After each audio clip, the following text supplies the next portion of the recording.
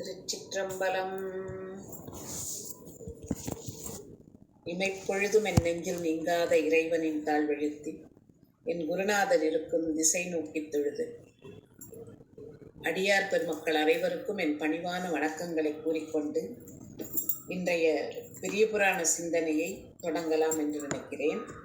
இன்றைக்கு நாம் பார்க்க இருக்கின்ற நாயனார் கோட்புலி நாயனார். இவருக்கு அந்த கோட்புலி என்ற பெயர் அவர் கொண்ட கொள்கை பிடிப்பின் காரணமாக வந்தது என்று விளக்குகின்றார். கொண்ட கோட்பாட்டில் புலி போல, அப்படி அதிலேயே உறுதியாக, அது அந்த கோட்பாடு தவறுகின்ற நேரத்திலே கோபம் கொண்டு அதற்காக போராடுகின்ற குணம் கொண்டவர் என்பதால் இவர் கோட்புலியார் என்று அழைக்கப்பட்டார் என்று விளக்கம் தருகின்றார். இவர் வாழ்ந்த இடம் சோழ நாட்டிலே இருந்த திருநாட்டியத்தான் குடி. நாட்டியத்தான் குடியிலே வேளாளர் குலத்திலே தோன்றியவர். அரசருக்கு சேனாதிபதியாக இருந்து அவருக்கு உதவி கொண்டிருந்தார். என்ன, அதை முதல் பாடலிலேயே சேக்கிழார் சுவாமிகள் விளக்கி விடுவார். நலம் பெருகும் சோநாட்டு நாட்டியத்தான் குடி வேளாண் குலம் பெருக வந்துதித்தார் கோட்புலியார் என்னும் பெயரார். தலம் பெருகும் புகழ் வளவர் தந்திரியாராய், தந்திரம் என்றால் சேனை, தந்திரியார் அப்படின்னா சேனாதிபதி, தந்திரியாராய் வேற்று புலம் பெருக துயர் விளைப்ப, தன் நாட்டிற்கு புகழ் விளைத்தார், வேற்று நாட்டுக்கு துயர் விளைத்தார், போர் விளைப்பு புகழ் விளைப்பார் என்று அவரது பெருமையை நமக்கு எடுத்து காட்டுகின்றார். அந்த மன்னவனுக்கு உதவியாக இவர் ஒரு முறை கிளம்புகின்றார். இவர் மன்னருக்கு சேனாதிபதியாக இருந்த நேரத்திலேயே தன்னுடைய பணியாக என்ன செய்து கொண்டிருந்தார் என்பதனையும் அடுத்த பாடலிலேயே நமக்கு குறிப்பிட்டு விடுகின்றார். பிஞகர் தம் கோயில் தொறும் திரு அமுதின் படி பெருக.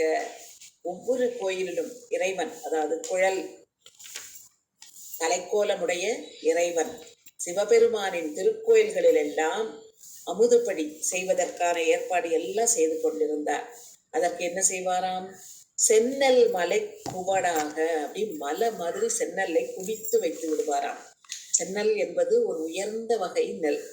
அதை இறைவனுக்கு படைக்க வேண்டும் என்பதற்காக மலை போல் குவித்து விடுவாராம். சென்னல் மலை குவடாக செய்து வரும் திருப்பணியே, அதையே தன்னுடைய திருப்பணியாக செய்து கொண்டிருந்தார். அடியார் பெருமக்கள் எல்லாம் அமுது உண்டு சிறந்து வாழ வேண்டும் என்பதற்காக அதை பன்னாலும் செய்து கொண்டே வந்தாராம். அப்படி செய்து வந்த வேளையிலே போர் வருகின்றது. அந்த போருக்காக இவர் கிளம்புகின்றார். இவர் போரை நினைத்து கவலைப்பட வேண்டும் இல்லையா? அங்க போய் எப்படி நாம போரிலே ஈடுபட்டு மன்னருக்கு உதவியாக இருந்து வெற்றியை குவிக்க வேண்டியது நம் கடமை அப்படிங்கிறத பற்றி நினைக்க வேண்டிய நேரத்துல இங்கே விட்டு செல்லுகின்ற கடமைங்கிறதையும் அவர் மனதிலே கொள்ளுகின்றார். இது ஒரு நல்ல எடுத்துக்காட்டு இல்லையா? நமக்கு எங்க போனாலும் நாம செய்ய வேண்டிய பணி, நமக்கான கடமை எல்லாத்தையும் நினைவில் கொள்ள வேண்டும்னு. அதனால இவர் இங்கிருந்து கிளம்பும் பொழுது என்ன சொல்லிவிட்டு போகின்றார் என்றால், அவ்வளவு நான் எத்தனை நாளைக்கு போவேன்னு தெரியாது, அதனால தேவையான அந்த அடியார்களுக்கு திருக்கோயிலே அமுதுபடி செய்கின்ற அளவிற்கு சென்னல்லை கூடு கட்டி வைத்திருக்கின்றேன். எப்போ வருவேன்னாலும் எப்போ வேணா வரலாம், அது வரைக்கும் தாங்கும்படி நான் நெல் வைத்திருக்கிறேன். அந்த நெல்லை யாராவது எடுத்தா திருவிரையாக்கலி என்று கூறுகின்றார். அப்படி நான் சேர்த்து வைத்திருக்கின்ற அந்த நெல்லை யாரும் தொடக்கூடாது அப்படின்னு ஒவ்வொருத்தரையும் கூப்பிட்டு சொல்றாரு. தந்தமர்கள் ஆயினார் தமக்கெல்லாம் தனித்தனியே, ஒவ்வொருத்தரையும் தனித்தனியா கூப்பிட்டு சொல்றாரு. எந்தையாருக்கு அமுதுபடிக்கு ஏற்றிய நெல் இவை. இங்க நான் சேர்த்து கூடு கட்டி வச்சிருக்கேனே, இது கோயிலுக்கு செய்ய வேண்டிய அமுதுபடி. இவை அழிக்க, இதை எடுத்து சாப்பிடணும்னு சிந்தையால் தாம் நினைவார், மனசால கூட நினைக்க கூடாது அப்படிங்கிறார். ஏன்னா அதுதான் முக்கியமானது. மனசால நினைச்சிட்டோன்னு வைங்களேன், அந்த நினைப்பு அப்படியே முதல்ல ஒரு சின்ன புள்ளியா இருக்கும், அப்புறம் அப்படியே பெருசாகும். அந்த நினைப்பு தான் நம்ம வார்த்தைகளாக வெளிவரும், நம்முடைய செயல்பாடாக இருக்கும். எனவே அந்த மனதில் வருகின்ற ஆசையை கட்டுப்படுத்திட்டோம்னா வார்த்தையும் மீறாது, வேற எதுவுமே தவறான நிகழ்வு நிகழாது. அதனால சிந்தையால் தாம் நினைவார் திருவிரையார் கலி அப்படின்னாராம். இறைவன் மேல ஆணை, அது யாரும் மனசால கூட நினைச்சு பார்க்க கூடாது அப்படின்னு சொல்லி ஆணையிட்டு விட்டு அவர் கிளம்பி போருக்கு சென்று விடுகின்றார். எப்பவுமே நம்ம எதிர்பார்க்காதது தானே முடியும். அவர் அங்க போக விட்டு பஞ்சம் வருகின்றது. இந்த பஞ்சம் அப்ப கையில இருக்கிறதெல்லாம் வச்சு இவங்க தங்களுடைய நேரத்தை, தங்களுடைய உணவை பார்த்து கொண்டிருக்கின்றார்கள். ஆனால் இறைவனுடைய திருவுள்ளம் எப்படி இருக்கு தெரியுமா? இவர்களை சோதிப்பதற்கு என்பது போல பஞ்சம் ஒரு அளவுக்கு மேல வரும் பொழுது அப்ப என்ன நினைப்பாங்க, அவர் அங்க கூடு கட்டி நெல் வச்சிருக்காருல்ல, இதை இப்போதைக்கு எடுத்துக்கிடுவோம், அவர் வர்றதுக்குள்ள நம்ம திருப்பி பஞ்சம் தீந்துரும், திருப்பி சென்னல்லை கட்டி விடலாம் அப்படின்னு சொல்லிட்டு அவர் உடனே அங்க இருந்த நெல்லை எடுத்து இவர்கள் உணவுக்கு பயன்படுத்துகின்றார்கள். ஏன்னா உணவு இல்லாமல் இறக்கிறத விட சுவாமிக்கு வச்சிருக்கிறத எடுத்தா சுவாமி கோவிக்க மாட்டாரு. சுவாமி தான் நமக்காகத்தானே எல்லாத்தையும் கொடுத்துருக்காரு. அப்போ அவரோட நெல்லை எடுத்தோங்கிறதுக்காக வேண்டி அவர் கோவிக்க மாட்டார்ல. இவர் வரதுக்குள்ள, போர்ல இருந்து வரதுக்குள்ள நம்ம திருப்பி வச்சிடலாம் அப்படிங்க. இதுல உணவின்றி இறப்பதனில் பெற்றம் உயர்த்தவர் அமுதுபடி கொண்டாகிலும் பிழைத்து, பெற்றத்தை கொடியிலே கொண்டிருக்கின்ற சிவபெருமானுக்கு வைத்திருக்கின்ற எடுத்து அதை சாப்பிட்டாது உயிர் வாழ்வோம் நினைச்சுக்கிட்டு அதை பின்னால குற்றமர பின் கொடுப்போம் என கூடு குலைத்து அழிந்தார். அது அவ்வளத்தையும் எடுத்து அத அந்த கூட்டையை அழிக்கல, அவர்கள் அழிந்தார்கள்னு சொல்றாரு. ஏன்னா இவர் சொல்லிட்டு போயிருக்காருல, இதை எடுக்கணும்னு சிந்தையால கூட நினைச்சீங்கன்னாலும் உங்களுக்கு இருக்கு அப்படின்னு பயங்காட்டிட்டு வேற போயிருக்காரு. அதனால இவர்கள் அதை எடுத்ததனால் அழிந்தார்கள் பின்னாலே என்பதை முன்னக்கூட்டியே நமக்கு சேக்கிழார் சுவாமிகள் உணர்த்துகின்றார். இந்த பஞ்சத்தை பற்றி வரலாற்றிலே கூட, அதாவது சரித்திர குறிப்பேடுகள்லாம் இருக்கும் இல்லையா, அதிலே கூட குறிப்பிடப்பட்டுள்ளது. 9ஆவது நூற்றாண்டிலே இந்த மாதிரி பஞ்சம் வந்தது என்ற குறிப்பு வருகின்றது. அப்ப வடநாட்டிலையும் பஞ்சம் வந்துதான், தென்னாட்டிலையும் பஞ்சம் வந்துதான். பல்லவ மன்னனாக இருந்தவன் நந்திவர்மன், 3ஆம் நந்திவர்மன். அவனுக்கு கீழே சிற்றரசராக சோழ நாட்டிலே ஆண்டு வந்தவன் குமாராங்குசன் என்ற ஒரு மன்னன். அவனிடம்தான் கோட்புலியார் சேனாதிபதியாக இருந்தார். போருக்கு போயிருந்த நேரத்திலே இங்கே பஞ்சம் வந்தது அப்படிங்கிறது இது நம்ம புராணத்துல பாக்குறோம். வரலாற்று குறிப்புகளிலேயும் இந்த பஞ்சத்தை பற்றி குறிப்பு வருகின்றது. அங்கிருந்து திரும்பி வந்து இவர் பார்க்கிறார். அப்போ எல்லாம் எடுத்திருக்காங்க அப்படிங்கிறத பார்த்துட்டாரு. கோபம் வருது. ஆனா அவர் கோபத்துல கத்த ஆரம்பிச்சாருன்னா அவங்க எல்லாரும் அவர்கிட்டே வரமாட்டாங்க இல்லையா. ஏன்னா இவர் சொல்லிட்டு வேற போயிருக்காரு, நம்ம எடுத்து காலி பண்ணிட்டோம், அப்ப கிட்ட போனா இன்னைக்கு நமக்கு தண்டனை நிச்சயம் அப்படின்னு அவங்க எல்லாரும் நினைப்பாங்க இல்லையா. அதனால இவர் எப்படி ஒரு யுக்தியை எடுத்தாருன்னா, எல்லாரும் வாங்க, வந்தீங்கன்னா நான் என்ன செய்வேன், உங்களுக்கு எல்லாருக்கும் பைந்துகிலும் நிதியமும் அதிகம் தந்து உங்களுக்கு நான் என்னுடைய மகிழ்ச்சியை பகிர்ந்தளிப்பேன் அப்படின்னு சொல்றாரு. ஒருத்தட்ட சொல்லிவிட்ட உடனே அது எல்லாத்தையும் பரவி அவ்வளவு பேரும் வராங்க. அவ்வளவு பேரும் வீட்டுக்கு வர்ற வரைக்கும் காத்திருந்து வந்த பிறகு தன்னுடைய பெயரை உடைய ஒரு காவலாளியை வாசலில் நிற்க வைத்து கதவை பூட்ட சொல்றாரு. வாசகதை பூட்டிட்டு அவ்வளவு பேர் உள்ள இருக்கும் பொழுது அந்த உணவை உண்டவர்கள் அனைவரையும் தந்தையார், தாயார் மற்றும் உடன் பிறந்தார், தாரங்கள், பந்தம், ஆர் சுற்றத்தார், பதி அடியார், மதியணியும் எந்தையார் திருப்படி மற்றும் உன்னை இசைந்தார்களையும் சிந்த வாழ் கொடு துணித்தார் தீவினையின் பயன் துணிப்பார். அவருடைய தீவினை பயன் இருக்கு இல்லையா, அந்த பயனை அப்படியே அறுக்காது. அவ்வளவு பேர் தந்தை, தாய், உடன் பிறந்தார், சுற்றத்தார், மனைவி, குழந்தைகள் அப்படின்னு அத்தனை பேரையும் கொன்று குவித்து விடுகின்றார். என்ன காரணம்?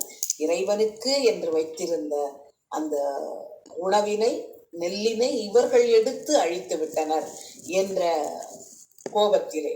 அந்த நேரம் ஒரே ஒரு குழந்தை மட்டும், இது இத்தனை பேரையும் கொன்று குவித்த பிறகு ஒரு குழந்தை மட்டும் இருக்கிறது. அந்த வாசலிலே நின்ற இவருடைய பெயர் தாங்கிய ஒரு காவலாளி இருந்தார் இல்லையா, அவர் சொல்றாரு, மற்ற எல்லாரும் சாப்பிட்டாங்கப்பா, இது சின்ன குழந்தை, இது தாயிடம் பால் தான் குடிக்கும், அப்ப இது அந்த அரிசியை சாப்பிடல இல்லை, நீங்க வச்சிருந்த சுவாமிக்குன்னு வச்சிருந்தத அந்த நெல்லு குச்சி வந்த அரிசியை இந்த குழந்தை சாப்பிடல இல்ல, அப்ப இந்த குழந்தையாவது விட்டுறலாம்ல, அந்த குடிக்கு ஒரு குழந்தை தப்பித்ததுங்கிற மாதிரியாவது இருக்கும்ல அப்படின்னு அவர் கேட்கிறார். பின் அங்கு பிழைத்ததொரு பிள்ளையை தம் பெயரோன், அதாவது வாசல்ல இருந்த காவலாளி, அன்னத்து துய்த்திலது, அந்த அன்னத்தை துய்க்கல இல்ல, இது குடிக்கு ஒரு புதல்வன் அருளும், அந்த ஒரு குடியில ஒன்னாவது காப்பாத்தி அந்த குடி பெயரை சொல்லிட்டு இருக்கட்டுமே அருளும் என. அதுக்கு அவர் எப்படி பதில் சொல்றாரு பாருங்களேன். இந்நெல் உண்டாள் முளைப்பால் உண்டது, இந்த குழந்தை நேரடியா அன்னத்தை சாப்பிடலையே தவிர இந்த குழந்தைக்கு பால் கொடுத்தவளுக்கு எப்படி தெம்பு வந்தது, அந்த அரிசியை சாப்பிட்டதுனால தானே. அப்ப அந்த தெம்பை கொடுத்த அரிசி, அந்த அரிசிய தாயும் உண்டால், தாயின் மூலம் குழந்தையும் உண்டது அப்படின்னு சொல்லி அந்த குழந்தையும் அவர் தன்னுடைய வாளை குழந்தையின் மேலும் வாளை பிரயோகிக்கிறார். இந்நெல் உண்டாள் முளைப்பால் உண்டது என எடுத்தெறிந்து மின்னல்ல வடி வாளால் இரு துணியாய் விழவேற்றார். அது விழுந்துச்சு, அப்படி 2 துண்டா விழுந்துருச்சு. அப்படி தன்னுடைய கோபத்தை காட்டினார் பொற்புலியார். அவருடைய ஒரே சிந்தனை, இறைவனுக்குன்னு வைத்திருந்ததை இவர்கள் எடுத்து காலி பண்ணிட்டாங்க. அந்த ஒரு கோபம், யாருனாலும் சரி செய்ய தகாத செயலை செய்யும் பொழுது அவர்களுக்கு தண்டனை கண்டிப்பாக உண்டு என்ற அளவிலே அந்த கோபத்தை அவர் வெளிப்படுத்துகின்றார். அந்நிலையே சிவபெருமான் அன்பர் எதிர் வெளியே நின்று உன்னுடைய கைவாளால் உருபாசம் அறுத்த கிளை பொன்னுலகின் மேல் உலகம் புக்கணைய புகழோய் நீ இந்நிலை நம்முடன் அணைக. அது இவ்வளவு நேரம் நீ உன்னுடைய உறவினர்கள் எல்லாரையும் வாளால் துண்டித்தாய், அவர்கள் செய்த வினைகள் எல்லாம் அறுக்கப்பட்டது, அவர்களுடைய வினைகள் அறுக்கப்பட்டன. எப்படி? நீ வாளால் அவர்களை அறுத்த போது அவர்கள் வினை அற்று போயின. அதனால இவங்க அவ்வளவு பேரும் சிவலோகத்தில் சேர்ந்து விட்டார்கள், நீயும் அங்கு நம்மோடு இருப்பாயாக என்று இவருக்கும் அந்த இடத்திலேயே முக்தி தந்து தன்னோடு அழைத்து செல்கின்றார். இப்படி இந்த 11 பாடல்களிலே இவரை பற்றிய குறிப்புகள், இவருடைய புராணத்தை எல்லாம் கூறிவிட்டு வழக்கம் போல முதல் 4 வரிகளிலே இவரை பற்றிய குறிப்பும், கடைசி 4 வரியிலே அடுத்து வரக்கூடிய புராணத்தை பற்றிய குறிப்பையும் நமக்கு தருகின்றார் சேக்கிழார் சுவாமிகள். அத்தனாய் அன்னையாய் ஆருயிராய் அமிர்தாகி முத்தனா முதல்வன் தாள் அடைந்து கிளை முதல் தடிந்த கொத்தலர் தார் கொட்புலியார் அடிவணங்கி.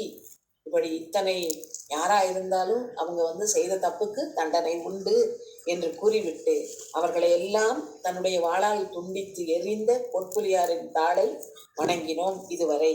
அதற்கு அடுத்து கூட்டத்தில் பத்தராய் பணிவார்தம் பரிசினை யாம் பகர்வோம். கூட்டமாக இருந்து, அடியார் கூட்டமாக இருந்து, பக்தர்களாக இருந்து இறைவனை வணங்குகின்ற அந்த பெருமக்களை இப்பொழுது அடுத்த பதிவிலே நாம் பார்க்க இருக்கின்றோம் என்று கூறுகின்றார். இது 12வது பாடலாக அமைந்திருக்கின்றது.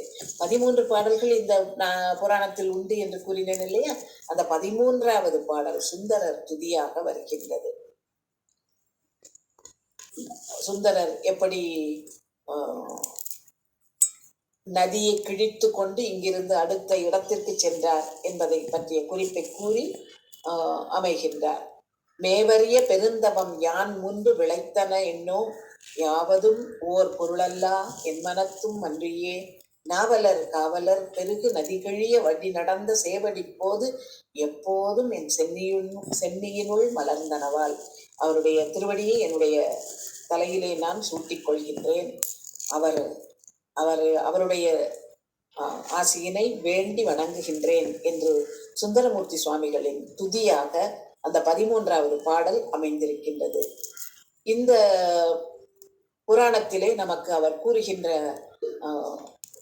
வாழ்வியல் நெறிகளாக எதை எடுத்துக்கொள்ளலாம் என்றால், எந்த நெறியில நின்றாலும் சரி தன்னுடைய வாழ்க்கையை செம்மையாக நடத்தணும் அப்படின்னா அலுவல் வீடு அப்படின்னு மட்டும் இல்லாம, அது தவிர ஏதாவது ஒரு நல்ல வழியை நன்னெறியை பின்பற்றுவதற்கு பின்பற்ற வேண்டும். அதுதான் ஒரு சிறந்த வாழ்க்கைக்கான எடுத்துக்காட்டாக இருக்கும் இல்லையா? இவர் சேனாதிபதியா இருக்காரு.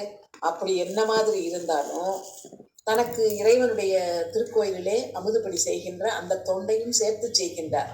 இவர் வீரர் தானே, அவர் வீரத்துல மட்டும் போர்க்களத்திலேயோ அல்லது பாதுகாவலிலேயோ அல்லது அவர் எப்பவும் போர் வீரராக இருக்க போறதில்லை. மீதி நேரம் அவர் உழவு தொழில் செய்து கொண்டிருந்திருக்கலாம். அப்படிப்பட்ட ஒரு நிலைமையில இருக்கலாம்ல அப்படின்னு கேட்டா அது மட்டும் இல்லை. அந்த தொழிலையும் செய்து கொண்டு இந்த தொழிலையும் செய்து கொண்டு இவை தவிர இறைவனுக்கான அறப்பணியையும் செய்து கொண்டிருந்தார். இதுதான் ஒரு வாழ்க்கை வாழ்வதற்கான எடுத்துக்காட்டு. என்ன பணம் சேர்ப்பதற்கு என்று ஒன்று, கொள்கையினால் ஒன்று, நம் மன திருப்திக்காக ஒன்று அப்படின்னு எந்த வழியிலையும் நாம ஒரு அறத்தை பின்பற்ற வேண்டும் என்று இங்கே கூறுகின்றார். அடுத்து கொண்ட கொள்கையில புலி மாதிரி இருக்கணும்னு பேரையே அப்படிப்பட்ட பேரை கொண்டிருக்கின்ற கொட்புலியார் கொள்கையை ஒரு நேரமும் விட்டு கொடுக்க கூடாது. சில நேரம் நாம் கொண்டிருக்கின்ற கொள்கை தவறோ அப்படிங்கிற எண்ணம் வரும் பொழுது தவறான கொள்கையை விட்டுவிட்டு சரியான கொள்கையை பற்றி கொள்ள வேண்டும். ஏன்னா சில நேரங்களிலே தவறான வழிகாட்டுதலிலே தவறான வழிக்கு போய்விடுவோம். இல்லை நான் கொண்ட கொள்கையில தான் இருப்பேன் அப்படிங்கிறது தவறு. என்ன கொள்கையிலே சரியான வழிகாட்டுதலிலே ஒரு கொள்கையை ஏற்றுக்கொண்டிருந்து விட்டு அதற்கு பிறகு அந்த கொள்கையை விட்டு விலகாமல் இருக்க வேண்டும் என்று இங்கே நமக்கு எடுத்து காட்டுகின்றார். இன்னொன்று, ஒரு தீவிரமான பிடிப்பு, அந்த பிடிப்பு நம்மை நிச்சயமாக ஒரு நல்ல வழியிலே கொண்டு சேர்க்கும் என்பதும் இவருடைய புராணத்திலே இருந்து நமக்கு புலனாகின்றது. அந்த கொள்கை பிடிப்பு என்பதை நமக்கு இவர் காட்டுகின்றார். இந்த உலகியலுக்கு இது சரியா, அவர் செய்தாருங்கிறதுக்காக வேண்டி தவறு செய்தார்கள் என்பதற்காக வேண்டி இவர்கள உறவினர் அத்தனை பேரையும் அவர் துணித்தார் அப்படிங்கிறது அதுக்குள்ளெல்லாம் போகாதுங்க. தான் கொண்ட கொள்கை அது சரியா இருக்கணும். அந்த பிடிப்பை மட்டும் எடுத்துக்கொள்ள வேண்டும். அடுத்து சிந்தையால் தாம் நினைவார் அப்படின்னு குறிப்பிட்டு சொல்றாரு இல்லையா? யாராவது அந்த அந்த நான் சேர்த்து வச்சிருக்கிற நெல்லை எடுக்காதீங்க, எடுக்கணும்னு சிந்தையால் தாம் நினைவார் அப்படின்னு நினைச்சா கூட உங்களுக்கு தண்டனை இருக்குன்னு சொன்னார் பார்த்தீங்களா? இது நமக்கு ஒரு மிக அருமையான ஒரு வழிகாட்டுகின்ற வாழ்வியல் நெறி. என்னன்னா, நம் மனதை நல்வழிப்படுத்த வேண்டும். நம் மனதால எதை நினைக்கின்றோமோ நாம் அதுவாகவே ஆகின்றோம். மனசுக்குள்ள நினைக்கும் போது அது அப்படியே முதல்ல சின்ன புள்ளியா இருக்கும். ஆரம்பத்துல சொன்ன மாதிரி சிறு புள்ளியாக இருந்தது அப்படியே விஸ்வரூபம் எடுத்து பெருசாகி நிற்கும், மொத்தமா நம்ம ஆக்கிரமித்து விடும். எனவே சிந்தனையை எப்பொழுதும் சரியானதாக வைத்திருக்க வேண்டும். அந்த சிந்தனையை நாம சரியானதாக வைத்திருக்க வேண்டும்னா என்ன செய்யணும்? அடியார் பெருமக்களோடையே இருக்க வேண்டும். அந்த அடியாரோடு நாம் இணைந்திருக்கின்ற வேளையில் தான் நம்முடைய மனதும் இறைவனை பற்றிய சிந்தனையோடு மட்டுமே இருக்கும். திருக்கோயில் வழிபாட்டுக்கு எடுத்துட்டு போகும், இறைவனை பற்றிய நல்ல வார்த்தைகளை கேட்க வைக்கும், மற்றவர்களை கேட்கும்படி நம்மை சொல்ல வைக்கும், அப்புறம் நம்ம அதை இறைவனுடைய புகழை பாட வைக்கும், மற்றவர்கள் பாடும் பொழுது கேட்க வைக்கும். இப்படி அந்த அருமையா அந்த வழியிலே இருக்கணும்னா நம் மனது தெளிவானதாக சரியான நெறியிலே போகக்கூடியதாக இருக்க வேண்டும் அப்படிங்கிறத இங்கே நமக்கு விளக்குகின்றார். இதற்கு அடுத்து வருகின்றது பத்தராய் பணிவார் என்ற அந்த புராணம் வருகின்றது. இது கூட்டம், தொகையடியாரிலே ஒருவர் இல்லையா, ஒரு கூட்டம் இல்லையா, பத்தராய் பணிவார்கள். இதுல 8 பாடல்கள். எப்படி அவர்களுடைய நிலைப்பாடு, பத்தராக பணிகின்றவர்கள் அவருடைய நிலைப்பாடு, அதாவது நாமும் நிறைய பக்தர்கள் எல்லாம் பார்க்கத்தான் செய்யறோம். அவங்களுடைய பக்தி நிலை எப்படி இருக்கு அப்படின்னு நம்ம ஆராய்ந்து அதுக்குள்ளெல்லாம் போய்கிட்டு இருக்க வேண்டாம். நம்ம நிஜமாவே பக்தர்கள், அதாவது அவங்க சரியா சாமி கும்பிடுறாங்களா, இவங்க சரியா சாமி கும்பிடுறாங்களான்னு நம்ம ஆராய்ச்சி பண்ண போனோம்னு வைங்க, நம்ம சாமியே கும்பிட்டுக்கிட மாட்டோம். அதனால அவங்க எப்படியும் கும்பிட்டுட்டு போறாங்க. ஆனா நாம உண்மையான பக்தராங்கிறதுக்கு இதெல்லாம் நமக்கு ஒரு உரசி பார்க்கக்கூடிய கல்லாக இருக்கின்றது. அவர்கள் எப்படி உண்மையான பக்தர்கள் இருப்பாங்களா? ஈசருக்கே அன்பானவர். அதாவது ஈசன் மேல எனக்கு அன்பு உண்டுங்க, ஆனா இது மேல இன்னும் கொஞ்சம் அன்பு இருக்கு அப்படின்னு அன்பு அப்படி தனித்தனியாக பிரித்தோன்னு வைங்களேன். அப்போ அது எப்ப இது அடுத்த இது கூடும்னு நமக்கு தெரியாது. அதனால மற்ற பற்றை எல்லாம் விட்டு விட்டு அந்த பற்றற்றான் மீதே பற்று வைக்க வேண்டும். அப்பதான் இந்த உலகத்து பற்ற விட முடியும். அத பற்றுக பற்றற்றான் பற்றினை வள்ளுவ பேராசான் சொன்னாரு, ஞாபகம் இருக்கு இல்லையா? அதேதான் இவரும் சொல்றாரு, ஈசனுக்கே அன்பாய். ஒரு உண்மையான பக்தன் எப்படி இருப்பான்? ஈசனுக்கே அன்பானார். யாவரையும் தாம் கண்டால், மற்றவர்களை யாரையும் பார்த்த அடியார் பெருமக்களை பார்த்தான்னா அப்படி கூசணும் அவர்களுக்கு. எதுக்கு கூசணும் அப்படின்னு கேட்டா, இவர் எவ்வளவு உயர்வா இறைவன் மேல பக்தி வச்சிருக்காரு, நான்லாம் அவ்வளவு வச்சிருக்கேனா அப்படின்னு அவருடைய பெருமையை கண்டு தன்னுடைய சிறுமையை கண்டு அஞ்சுவதுதான் இந்த கூசுதல். இது அவங்க எவ்வளவு உயர்வா இருக்காங்க அப்படின்னு நினைச்சு எனக்குள்ளேயே ஒரு அச்சம் வரும். அந்த அச்சம் வந்தாலே நாம சரியான வழியில இருக்கோம்னு அர்த்தம். அப்படி கூசுகின்ற மனதோடு குதுகுதுத்து அப்படியே உணர்வு பெருக்கெடுத்து கொண்டாடி இறைவனின் பெருமையை அடியார் பெருமையை கொண்டாடி மன மகிழ்வுற்று அதிலே கிடைக்கின்ற மகிழ்ச்சி அதுக்கு அளவே கிடையாது. ஆசையினால் மிகுந்த ஆசையோடு காதலாகி கசிந்து கண்ணீர் மல்கி இறைவனை வணங்கணும் இல்லையா?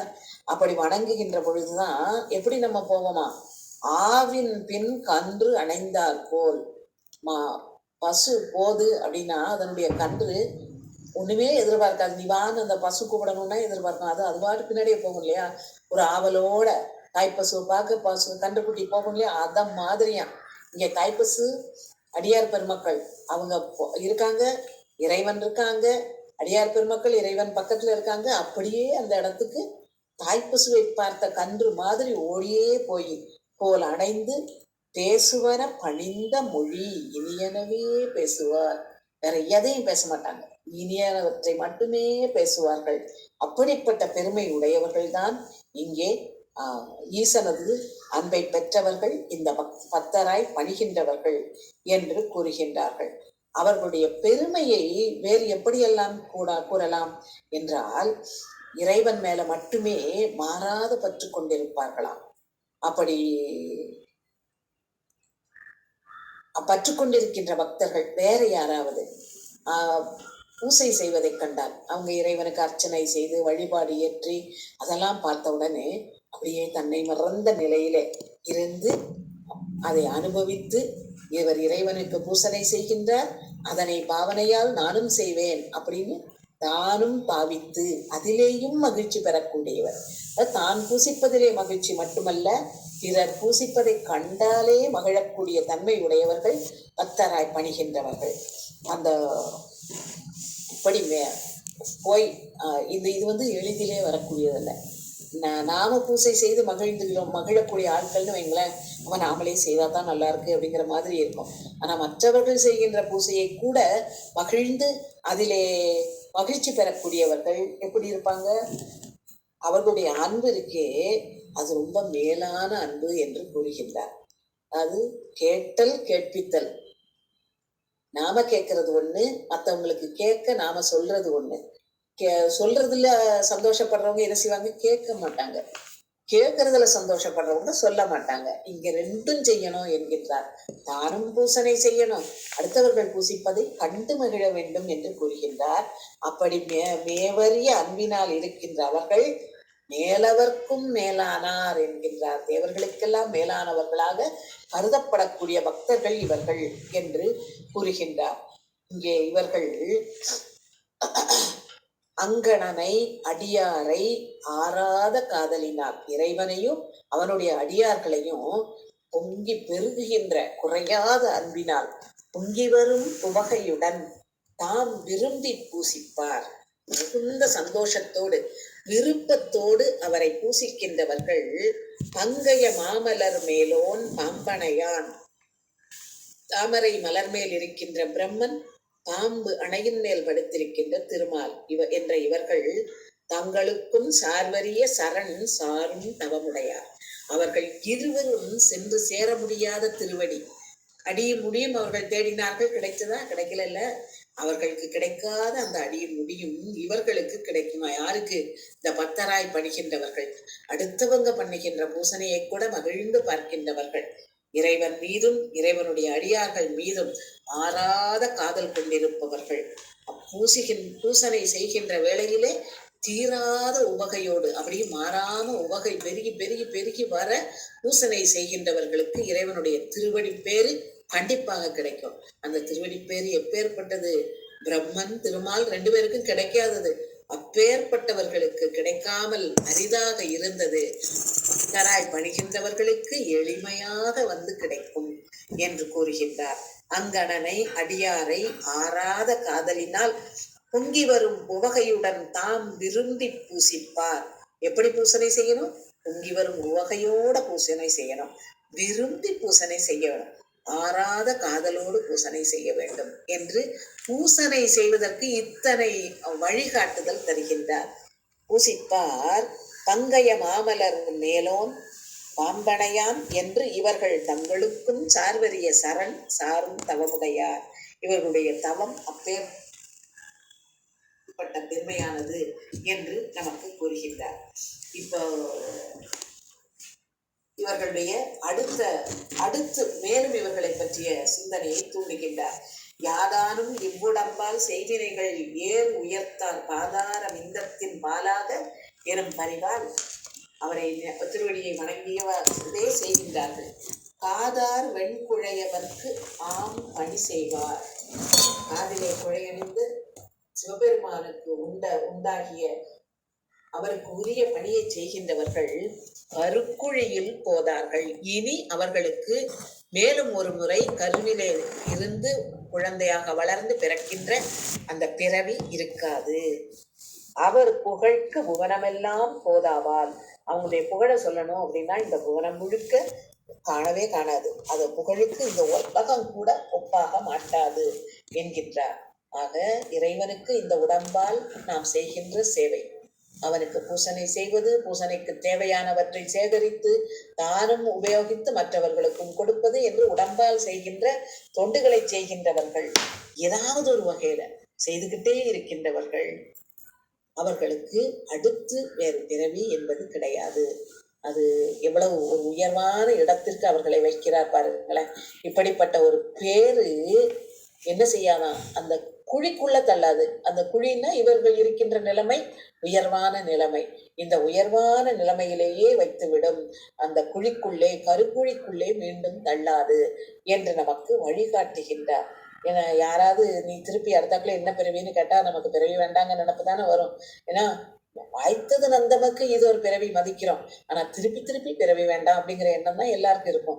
ஆக அதுக்கான வழிமுறை என்னங்கிறத காட்டுகின்றார். ஆறாத காதலினால் இறைவனுக்கு ஏதாவது ஒரு வழியில நாம பூசனை செய்து கொண்டே இருந்தால் கருக்குழியில் வீழாமல் நம்மை காப்பான் இறைவன். இது அடுத்து அவன் புகழ் இந்த புவனத்தை விட பெரிதாக கிடைக்கும் என்றும் நமக்கு அறிவுறுத்துகின்றார். அப்போ இறைவன் மேல நாம் கொள்ளுகின்ற அன்பை இங்கே மேலும் விளக்குகின்றார் அடுத்த பாடலிலே. எப்படின்னா அயலறியா அன்பு என்று கூறுகின்றார். அதாவது இறைவன் அப்பேற்பட்ட பெருமை உடையவன்.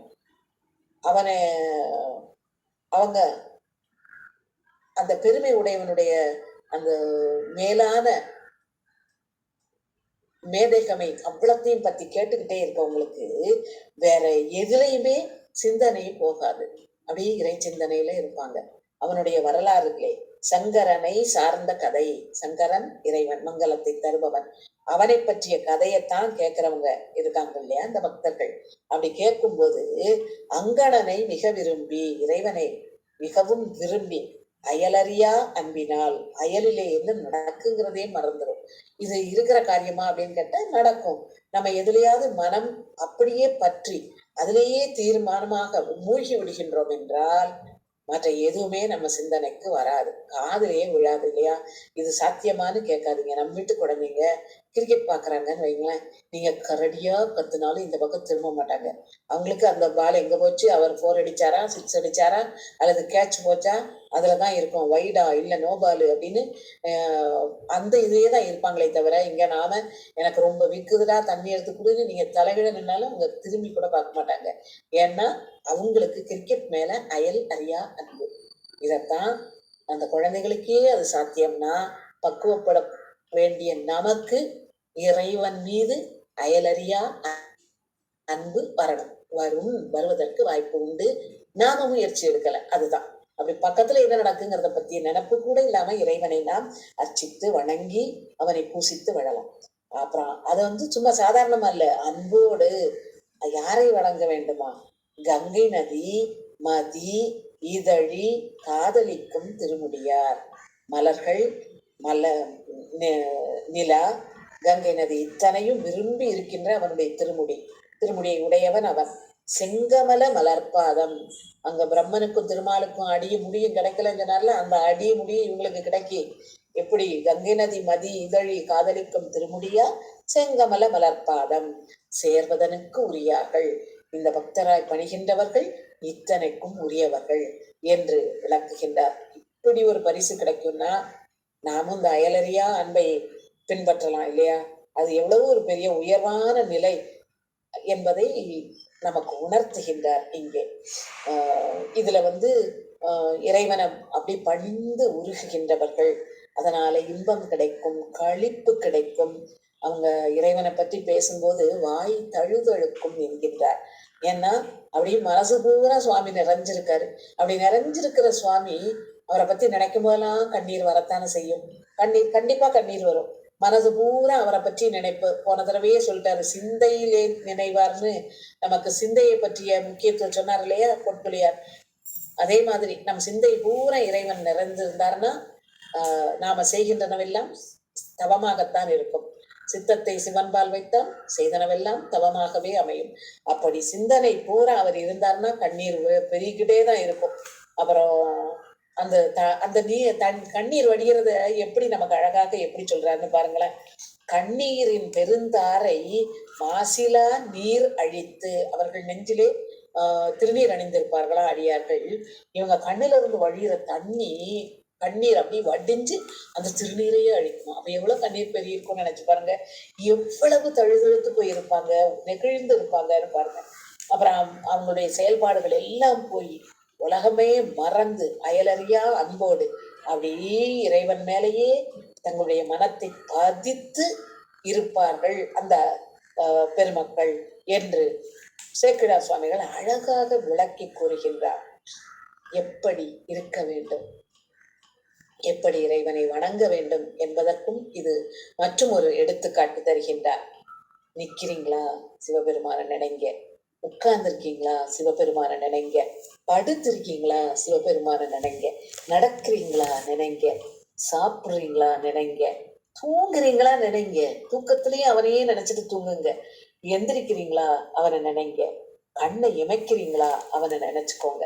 அப்போ ஒரு நேரத்துல கூட அங்க அம்பலத்திலே ஆடுகின்ற பெருமானின் சேவடியை, ஊன்றிய திருவடியை, குஞ்சித்த சேவடியை மறக்காம நினைச்சுக்கிட்டே இருங்க. அப்போ தொண்டராகின்ற குணம் உங்களுக்கு கிடைக்கும். நமக்கு நினைப்பு வரும் இல்லையா?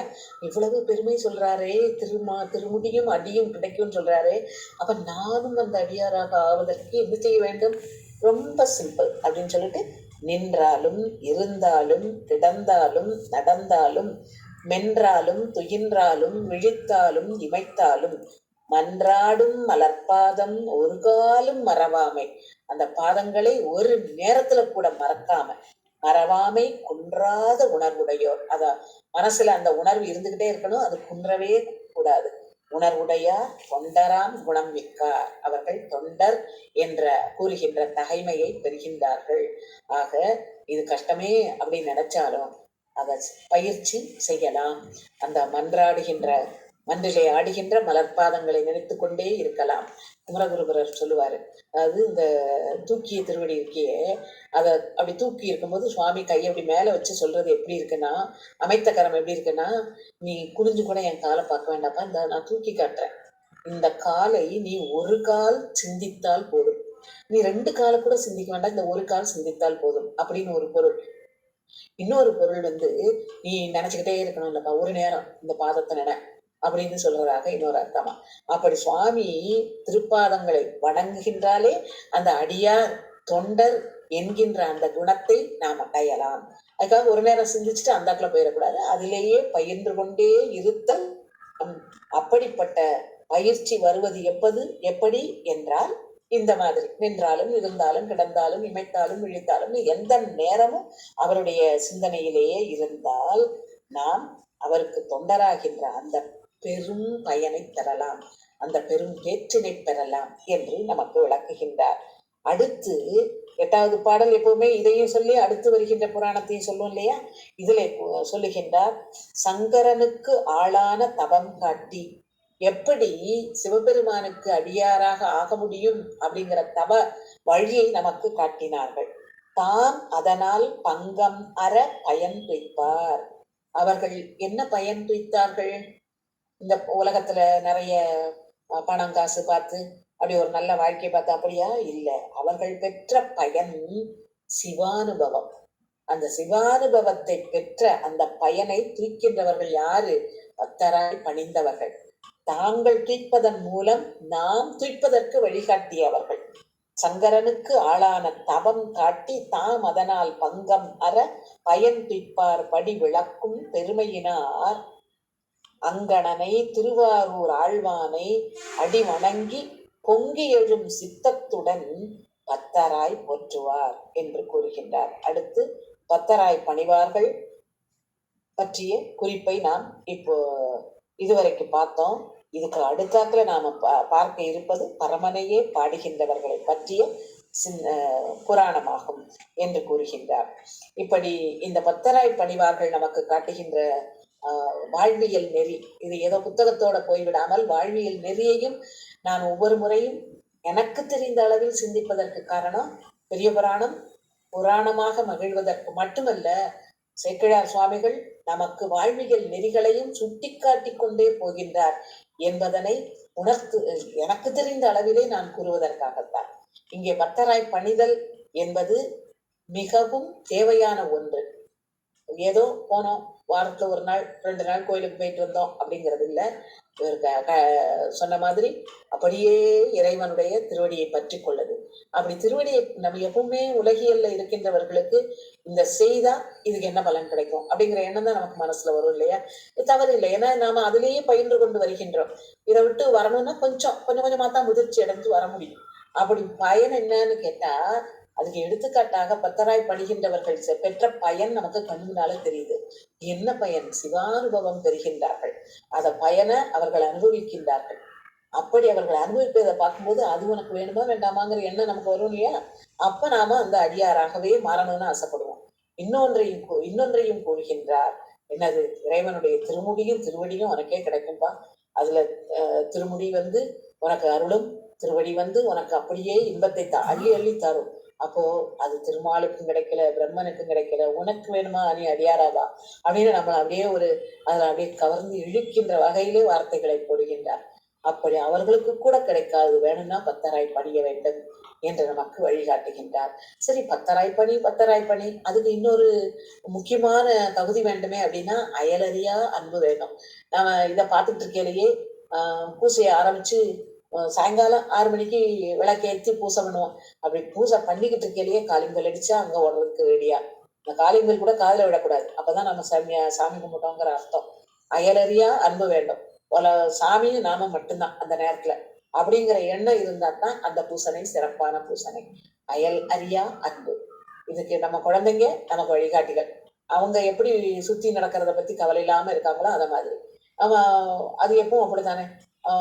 பக்கத்துல இருந்து பணி செய்கின்ற பொழுது ஒரு சமையல் தான் செய்துட்டு இருக்கோம் அப்படின்னா வெளியில என்னது நடந்தாலும் நமக்கு தெரியாது. இது கொதிச்சுட்டா அது வதங்கிட்டா அப்படிங்கிற எண்ணம் தான் நமக்கு போய்கிட்டே இருக்கும்.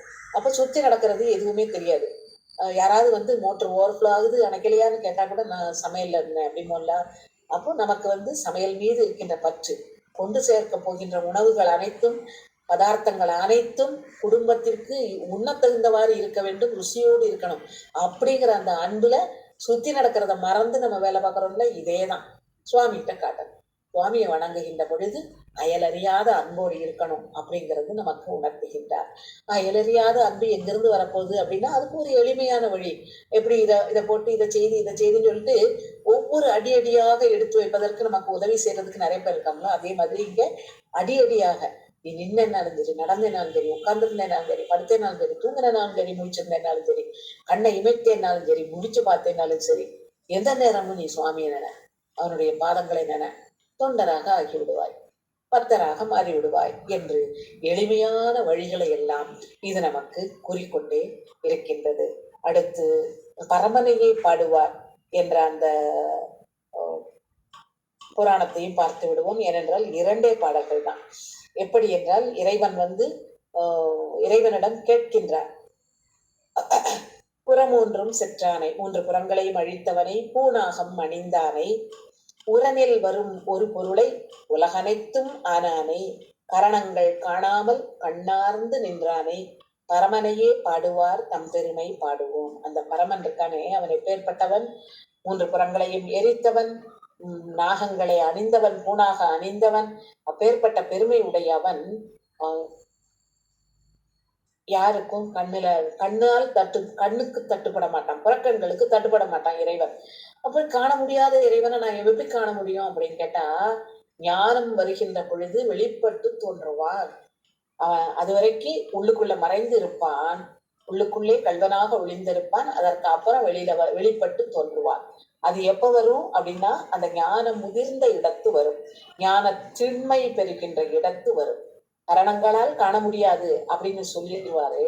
ஆனா அந்த ஞானம் வந்த உடனே நம்ம அப்படியே கண்ணு மனசு எல்லா இடத்துலயும் நிறைந்தவனாக இருப்பான், நிலைத்து இருப்பான். அதை நம்மால உணர முடியும் என்று இருக்கின்ற அவனை பாடுகின்றவர்களுடைய பெருமையை நாம் பாடுவோம்.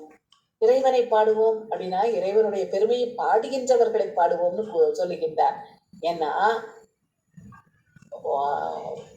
கோயிலிலே நிலைத்திருக்கின்ற இறைவன், நடமாடுகின்ற அடியார் கூட்டம், இப்படி அந்த இருவரும் ஒன்றுதான்.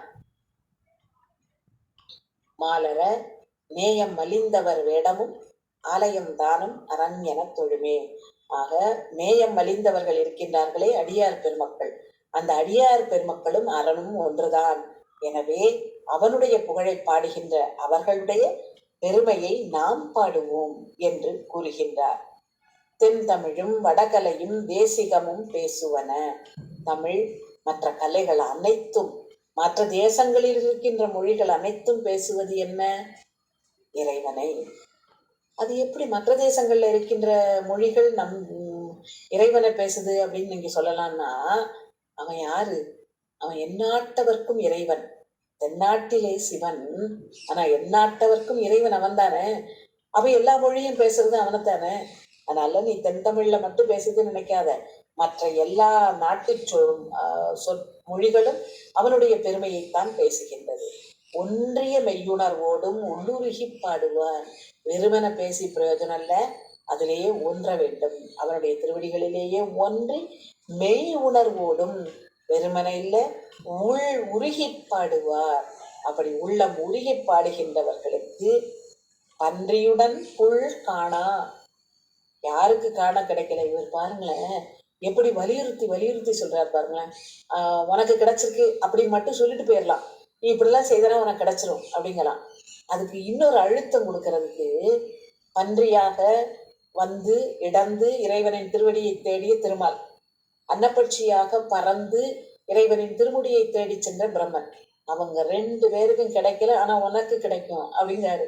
நம்ம வீட்டுல குழந்தைங்க கிட்ட சொல்லுவோம் தெரியுமா, நீ செய்து இதை நீ செய்தன்னா அண்ணனுக்கெல்லாம் இது கிடையாது, உனக்கு தான் உண்டு அப்படின்னா அந்த குழந்தை ஒரு ரெட்டிப்பு சந்தோஷத்தை ஓடும். ஆகா, அண்ணனுக்கு கிடையாது, நமக்கு தான் உண்டு அப்படின்னு. இங்க நமக்கு அதே மாதிரி நமக்கு சொல்றாரு, அவங்க 2 பேரும் கிடைக்கலப்பா, உனக்கு கிடைக்கும். எப்ப கிடைக்கும்? பரமனையே பாடுகின்றவர்களை பாடினால் உனக்கு கிடைக்கும் என்று கூறுகின்றார். தென்தமிழும் வடகலையும் தேசிகமும் பேசுவன, மன்றினிடை நடம்புரியும் வள்ளலையே பொருளாக ஒன்றிய மெய்யுணர்வோடு முழுருகி பாடுவார். பன்றியுடன் புல் காணா பரமனையே பாடுவார் என்று, பரமனையே பாடுவார் என்று அந்த ஏகாரம் சொல்லி வேற யாரையும் பாடாம பரமனை மட்டுமே பாடுகின்றார் என்று நமக்கு கூறி பரமனை பாடுகின்ற பெருமையை விளக்குகின்றார். இங்கே பரமனை பாடுகின்றதன் மூலம் என்ன கிடைக்கும் என்பதனையும் கூறிவிட்டார். நமக்கு அவனுடைய அன்பு, அவன் தருகின்ற இன்பம் கிடைக்கும். பன்றிக்கும் உள்ளுக்கும் கிடைக்காத அந்த உவகையான பெருமை நமக்கு கிடைக்கும் என்று இந்த 2 பாடல்களுக்குள்ளே இத்தனை செறிந்த கருத்துக்களை வைத்து தந்திருக்கின்றார் சேக்கிழார் சுவாமிகள் என்ற அளவிலே இன்றைக்கு இந்த 3 புராணங்களோடு நிறைவு செய்து கொள்கின்றேன். ஆதி வாழிய அஞ்செழுத்தோடு வெண்பூதி வாழிய புண்ணியர் வாழிய நீதி வாழிய நீழ்புவி வாழிய கோதில் சைவ குலமிக வாழிய. திருச்சிற்றம்பலம்.